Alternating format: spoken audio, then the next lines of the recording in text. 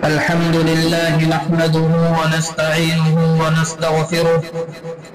ونؤمن به ونتوكل عليه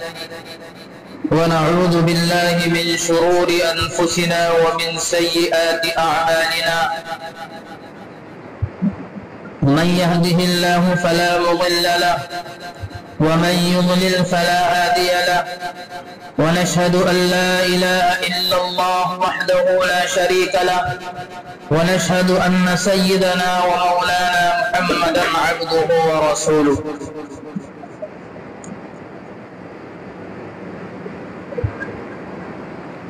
أما بعد فأعوذ بالله من الشيطان الرجيم بسم الله الرحمن الرحيم يهب لمن يشاء إناثا ويهب لمن يشاء الذكور صدق الله مولانا العظيم۔ گزشتہ ہفتے بات چل رہی تھی کہ اللہ تبارک و تعالی نے انسانوں کو بے شمار نعمتوں سے نوازا ہے، اور اللہ تبارک و تعالی کی نعمتوں کا احاطہ کیا جائے اور شمار کیا جائے تو انسان کے بس کی بات نہیں کہ نعمتوں کو شمار کر سکے۔ جیسا کہ قرآن کریم کی آیت کے حوالے سے بتلایا کہ قرآن کریم میں فرمایا وَإِن تَعُدُّوا نِعْمَةَ اللَّهِ لَا تُحْصُوهَا، کہ اللہ کی نعمتوں کو گننا چاہے، شمار کرنا چاہے تو انسان کے بس کی بات نہیں کہ وہ اللہ کی نعمتوں کو گن سکے اور شمار کر سکے۔ اللہ تبارک و تعالی نے بے شمار نعمتیں انسان پر نازل فرمائی، ان میں سے ایک نعمت اللہ تبارک و تعالی نے ایسی عطا فرمائی ہے کہ اگر وہ نعمت انسان کو نہ ملے تو انسان پریشان ہو جاتا ہے۔ اس نعمت کو حاصل کرنے میں انسان لاکھوں روپے خرچ کرنے کی کوشش کرتا ہے، اس نعمت کو حاصل کرنے میں انسان اپنی تمام پونجی لگا دیتا ہے، اور وہ نعمت ہے نکاح کے بعد اولاد کا ہونا۔ اولاد ایک ایسی نعمت ہے کہ اگر اولاد جس انسان کے نہ ہو تو معاشرے میں اس کی کوئی وقت نہیں ہوتی، کوئی عزت نہیں ہوتی، معاشرے میں اس کو ٹیڑھی نگاہوں سے دیکھا جاتا ہے۔ اللہ تبارک و تعالی نے اولاد جن لوگوں کو عطا فرمائی ہے تو ان کو اللہ تبارک و تعالی کا شکر ادا کرنا چاہیے۔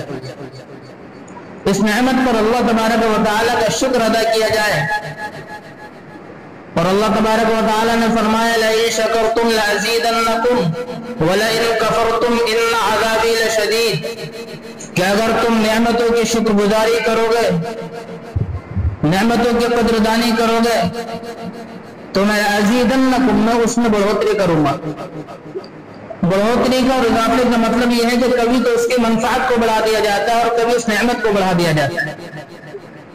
بس اوقات ایسا ہوتا ہے کہ انسان کسی نعمت کی ناقدری کرتا ہے تو اس کے منافع ختم کر دیے جاتے ہیں۔ تو اولاد یہ اللہ تبارک و تعالی کی نعمت ہے۔ اللہ تبارک و تعالی نے فرمایا یَهَبُ لِمَن يَشَاءُ إِنَاثًا وَيَهَبُ لِمَن يَشَاءُ الذُّكُورَ، ہم جس کو چاہتے ہیں اولاد میں سے لڑکا دیتے ہیں اور جس کو چاہتے ہیں لڑکی دیتے ہیں۔ یہ قدرت، یہ طاقت یہ ہمارے اندر ہے۔ اگر کوئی اپنی مرضی سے لڑکا لڑکی چاہے تو نہیں ہو سکتا۔ ہم جس کو چاہتے ہیں لڑکا دیتے ہیں اور جس کو چاہتے ہیں لڑکی دیتے ہیں، اور دونوں ہی اللہ کی نعمت ہے۔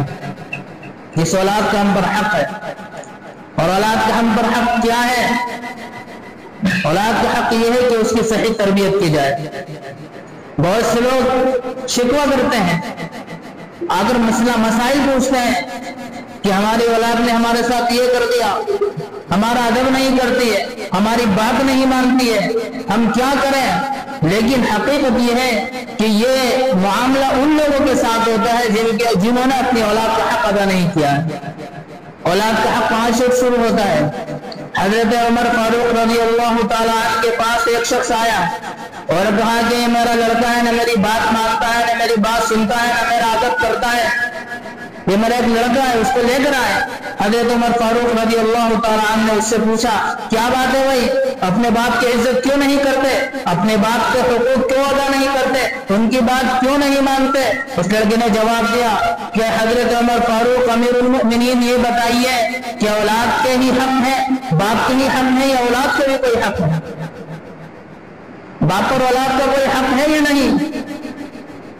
حضرت عمر فاروق رضی اللہ تعالیٰ نے جواب ارشاد فرمایا کہ ہاں حق ہے، اور یہ حق وہاں سے شروع ہوتا ہے جہاں بھی اولاد پیدا نہیں ہوتی۔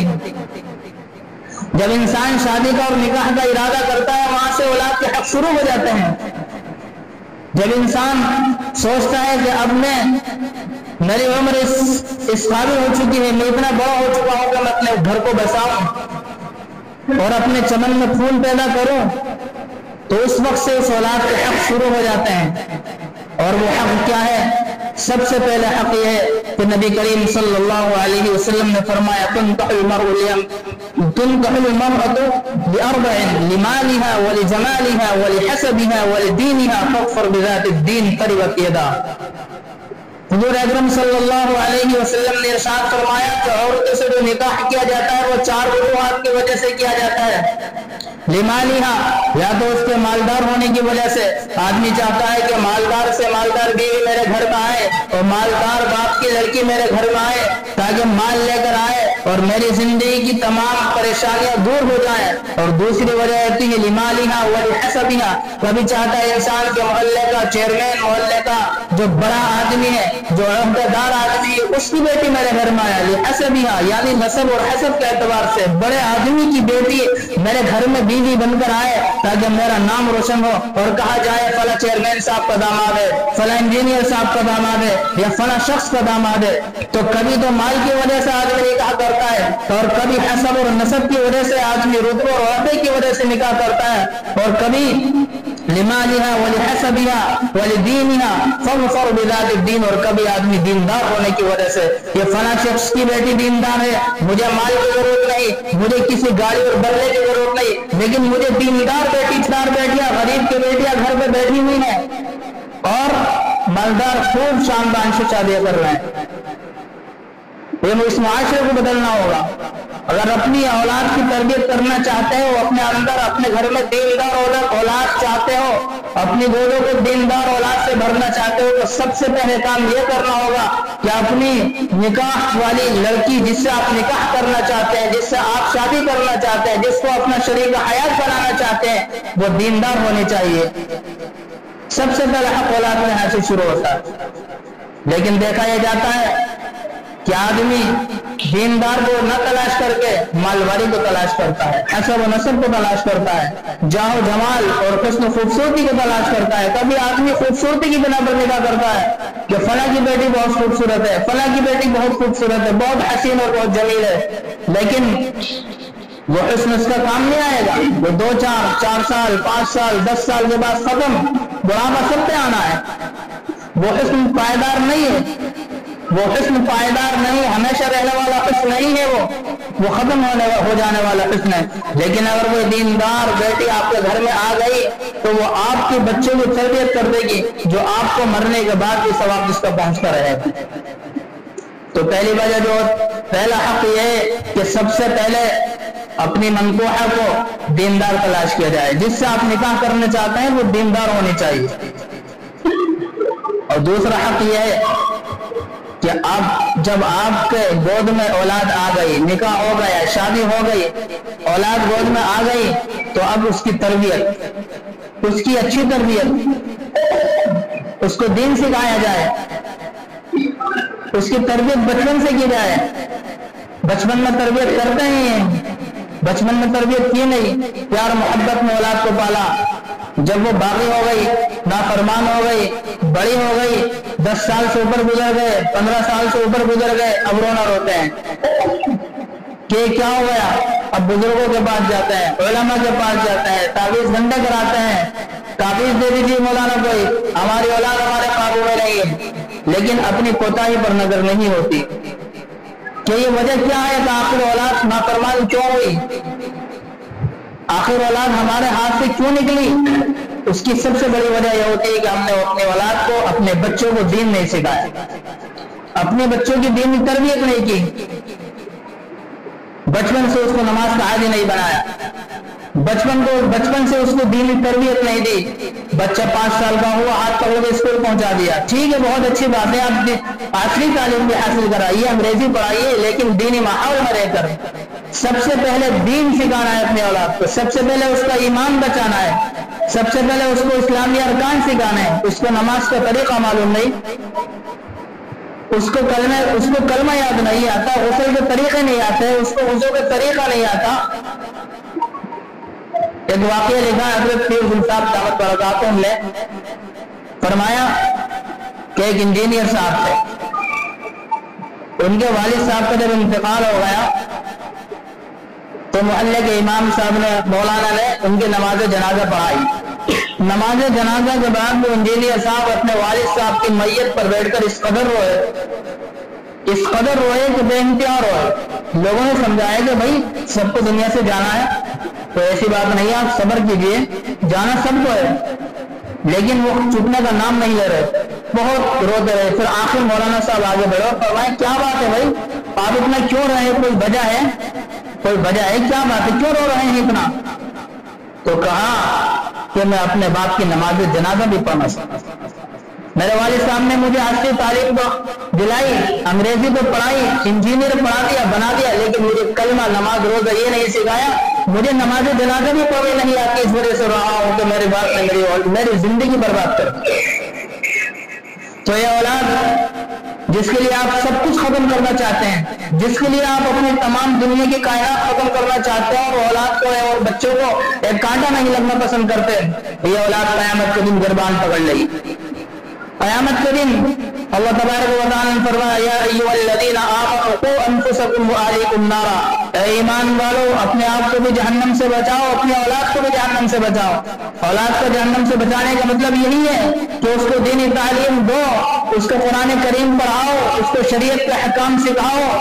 اس کو اچھی باتیں بتاؤ، اس کی تربیت کرو تاکہ وہ قیامت کے دن تمہارا گربان نہ پکڑے۔ اور یہی اولاد جس کے لیے آپ دنیا کے اندر کماتے ہیں اور پریشان ہوتے ہیں، پسینے بہا کر اور محنت کر کے اس کے لیے کما کر لاتے ہیں، لیکن دین نہ سکھانے کی وجہ سے یہی اولاد قیامت کے دن آپ کا گربان پکڑ لے۔ یوم یفر المرء من اخیہ وصاحبته وبنیہ لکل امرئ منہم یومئذ شأن یغنیہ۔ قیامت کے اسی منظر کو اللہ تبارک و تعالی نے کھینچا ہے اور کہا کہ قیامت کا منظر ایسا ہولناک منظر ہوگا کہ نہ باپ بیٹے کے کام آئے گا، نہ بیٹا باپ کے کام آئے گا، نہ شوہر بیوی کے کام آئے گی، نہ بیوی شوہر کے کام آئے گی، نہ اولاد ماں کے کام آئے گی، نہ اولاد کے کام آئے گی۔ اس دن ہر ایک کو نفسی کی حالت میں اپنی فکر ہوگی،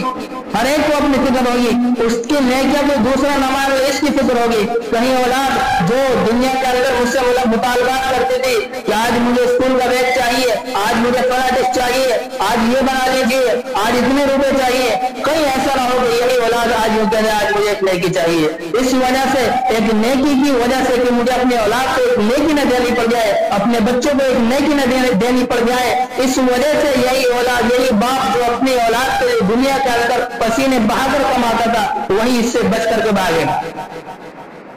اور جس اولاد کے خاطر آپ نے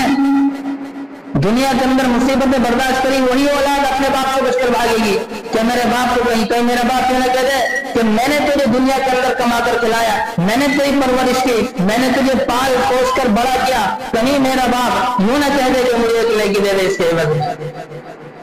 تو ضرورت اس بات کی ہے کہ اپنی اولاد کی تربیت کی جائے، اس کو دین سکھایا جائے، اس کو مدارس سے قریب کیا جائے، اس کو علماء سے قریب کیا جائے، جماعت کے حلقوں میں لا کے بٹھایا جائے۔ آج ہمارے نوجوانوں کو یہ بھی معلوم نہیں کہ ہماری مسجد کا گشت کس دن ہوتا ہے،